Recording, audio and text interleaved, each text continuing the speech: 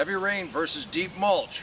I said we'd have to plant something every time we came out to the garden. You planting your freshly tilled garden after a 3-inch rain?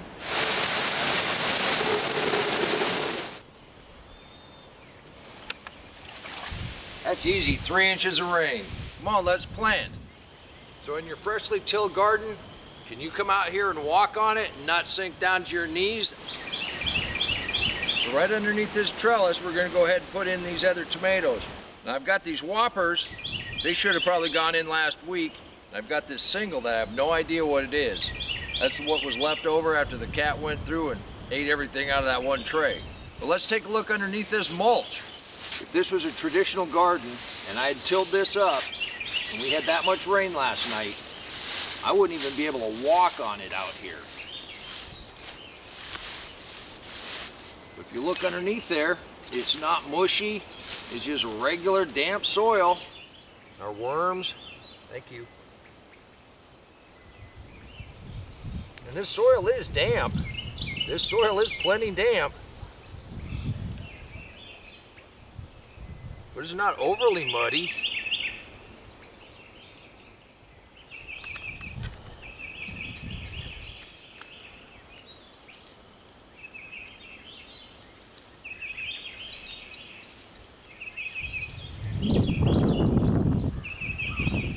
That soil is a little moister than normal to plant in.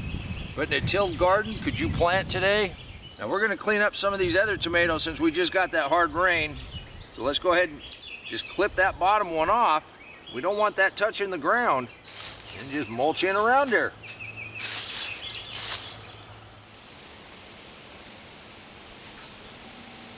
All right, now these have been in for a little while and we've got a little growth on them. There's a little flea beetle damage. Just clip off those bottom leaves.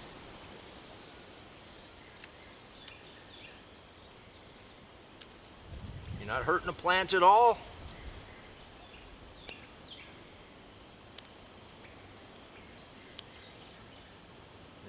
Since we don't spray, I do expect a little flea beetle damage, but all these little holes, that's from the flea beetles.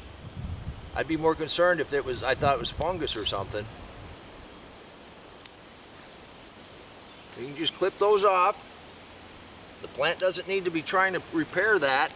With the rain we just had, we don't want these to be developing any kind of disease. Now we've got some really good growth with this one. We've got a little bit of damage on this leaf.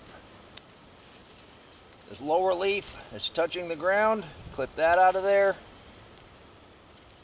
Take this little leaf that's touching the ground. Okay, now, here's something. This right here, since there was a leaf right here, we could consider that a sucker. We've got the flowers coming off this main part. You're gonna think I'm crazy. Well, I'm going to take that out too. I'm also going to clip off this big leaf. And that'll straighten that tomato out. It'll continue to grow right on up. This has pretty good growth on it. That leaf is going to touch the ground eventually. Take it out. Take out this one that is touching. We got one here under the mulch. Take that out. We're just cleaning all this lower stuff up.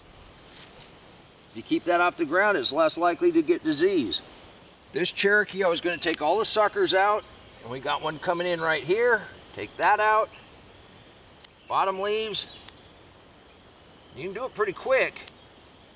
I don't have anything touching the ground right now, so I'm not clipping anything off of it. And this one, I'm only going to take the bottom leaves off. That's all you got to do to prune them up the first time. It started raining last night. It didn't stop all night long. If this was a tilled garden, could I be standing out here? And I'm still dry. On this damp Sunday, we've planted, we've pruned, we've stayed dry. I'm gonna go to the house and have some lunch. You can do this too. And until next time, remember, take care of yourself, take care of your family, and God bless you.